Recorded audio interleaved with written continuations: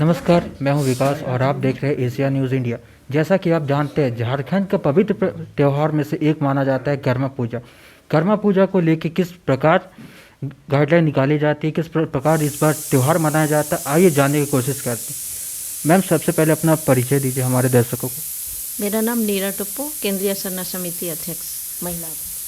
जैसा इस बार कर्मा पूजा को कोरोना का गाइडलाइन लेके चला जा रहा है, पिछले 2 साल से कुछ हर्षोल्लास से मनाया नहीं जा रहा, तो इस साल किस प्रकार मनाया जा सकता है? पिछले साल की तरह इस बार तो धूमधाम से मनाया जाएगा। सोशल डिस्टेंसिंग को लेते हुए मास्क का प्रयोग करेगा सब कोई, और पिछले साल जैसा हल्का फुल्का कर रहे थे वैसा नहीं होगा। इस बार धूमधाम से मनाएंगे। तो मैम, जैसा कि कर्मा पूजा महिलाओं के लिए महत्वपूर्ण माना जाता है, इसको लेके कुछ ज्ञान दीजिए। हाँ, ये महिलाओं के लिए महत्वपूर्ण है। ये भाई बहन का त्यौहार है। महिलाएं भाई के लिए पूजा करते हैं, उसकी लंबी आयु के लिए, खेती बाड़ी के लिए पूजा होता है, और बहुत हर्ष उल्लास के साथ मनाते हैं हम लोग। कर्मा त्यौहार की तैयारी बहुत दिन से करते हैं। जवा उठाते हैं, शाम में उसको ढोल मांदर गीत के द्वारा उसको जगाते हैं। 1 सप्ताह से हम लोग जवा का तैयारी करते हैं और फिर कर्मा के दिन उसकी पूजा होती है। तो जैसा कि आपने देखा कि एक बहन अपने भाई के लंबी उम्र के लिए दुआ करती है, प्रार्थना करती है कर्मा पूजा, और भी जानने की कोशिश करते हैं कि कर्मा पूजा क्या है। तो सर, सबसे पहले आप अपना परिचय दीजिए हमें। भुवनेश्वर लोहरा, संरक्षक, केंद्रीय सरना समिति। तो सर, ये कर्मा पूजा मनाया जाता है, इससे क्या ये है, हमारे दर्शकों को कुछ? कर्मा पूजा हम आदिवासियों का बहुत ही महत्वपूर्ण त्यौहार है, और इसमें लंबी कहानी भी है। 2 भाइयों की कहानी है ना। तो इसमें अपन कर्म भैया का धर्म बहन लोग अपना करती है। इसमें हम लोग जवा जगाते हैं, कहीं 7 दिन का, 5 दिन का, 3 दिन का, और 1 महीना से गांव में जो है साफ़ सफाई पर ध्यान देते हैं। अखरा सजता है, और अखरा में जो जहाँ पर जवा जगाते हैं वहाँ पर हम लोगों का गीत गोविंद होता है ना। और इससे हम लोग आने वाला अपना भविष्य और अपना फसल का, है ना, कामना करते हैं। अपने बाल बच्चे परिवार का भविष्य का कामना करते हैं कि हम लोग खुशहाल से रहें। यही हम लोगों का मुख्य उद्देश्य है। और कर्मा के बाद से ही हम लोगों का शादी विवाह का जो है शुरू होता है, रीति रिवाज, आना जाना देखना, है ना। तो जैसा कि आपने देखा कि कर्मा पूजा एक नए वर्षों की शुरुआत की तरह होती है, तो और भी जानने की कोशिश करते हैं हमारे। तो सर, सबसे पहले अपना परिचय दीजिए। मेरा नाम फूलचंद तिर्की है, केंद्रीय सरना समिति के केंद्रीय अध्यक्ष। तो सर, ये कर्मा पूजा को जैसे मनाया जाता है, कर्मा पूजा कहा जाता है कि नेचर, यहाँ प्रकृति की पूजा होती है। हम भी देखते हैं कि यहाँ के जो मूल आदिवासी है, वो यहाँ की प्रकृति को पूजा करते हैं। हर एक चीज़ जो प्रकृति से मिले उनके पूजनीय मानते हैं। बताइए कुछ। सबसे पहले समस्त झारखंड वासियों को करम का हार्दिक शुभकामनाएं हैं और मेरी ओर से जोहार है।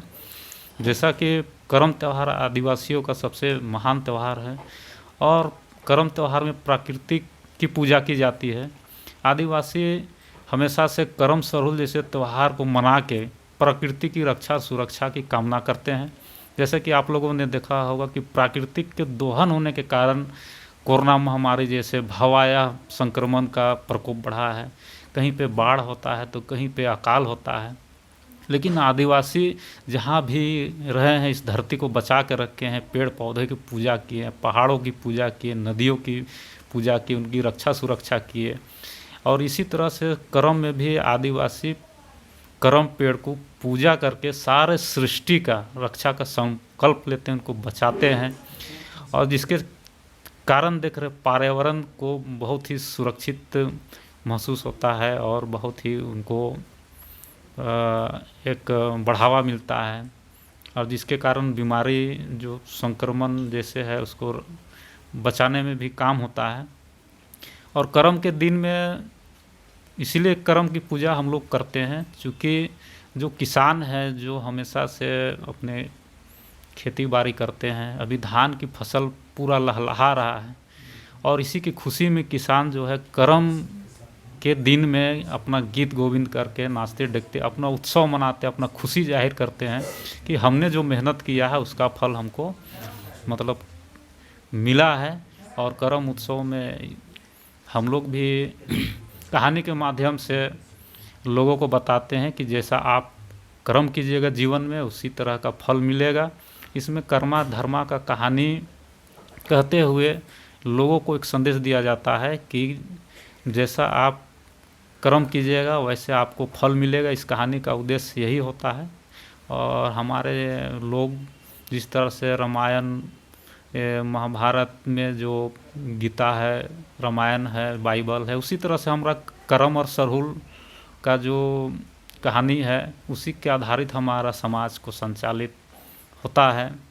और इसमें विशेषकर जो बच्चियां हैं, महिलाएं हैं, वो अपने भाइयों की लंबी आयु की कामना करते हैं, वो उनकी रक्षा सुरक्षा की कामना करते हैं। साथ में वो अपने नए जो वर है वो अपना नया जीवन साथी के लिए भी कामना करते हैं कि अच्छा हमको कर्म त्यौहार के माध्यम से पूजा उपास करते हैं कि हमको अच्छा जीवन साथी मिले।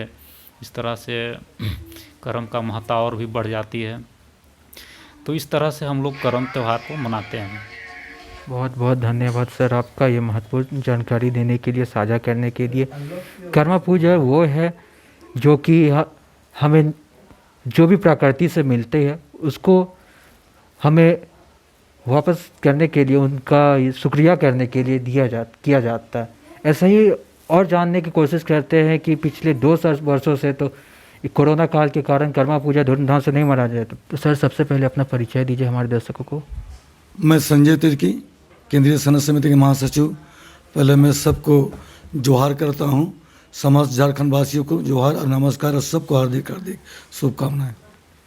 तो सर पिछले 2 वर्षों से कोरोना काल के कारण कर्मा या कोई भी पर्व धूमधाम से नहीं मनाया गया, परंतु इस साल तीसरी लहर की आने की आशंका है। इसके बावजूद भी आप कर्मा पूजा को त्यौहार को मनाने की कर रहे, इसकी क्या गाइडलाइंस है, इसकी जानकारी दीजिए। देखिए, ये हम लोग आदिवासी जो है प्रकृति के पूजक हैं और आदिवासी लोग प्रकृति के संतुलन को भी बचाए रखता है। और ये कर्म जो है ये एक भाई बहन का भी त्यौहार है और एक जो है नए सृष्टि का भी जो है कार्यक्रम इससे जुड़ता है। जैसे इसमें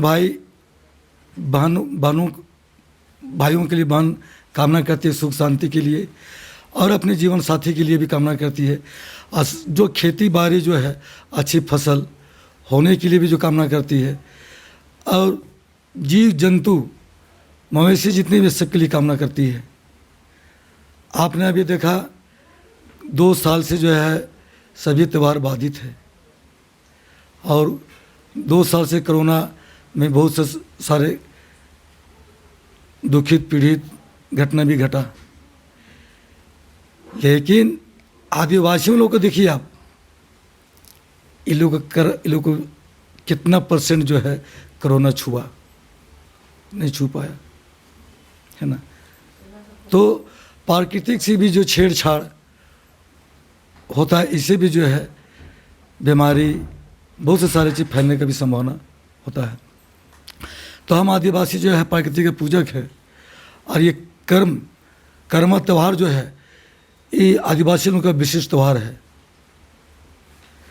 जिसका बहुत से सारे विधि विधान के साथ में कर्मदेव को जंगल से खोज के लाया जाता है और उसके बाद में तालाब में बांधने लग जो उपासक जो रहती है उपास करती है वो लोग उसके कर्मदेव का पैर को धोता है।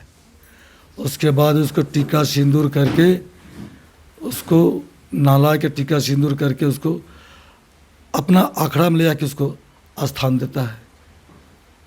इसमें जो है कहानी भी कथा भी जो होता है ननका और नन की 2 बूढ़ा बूढ़ी था।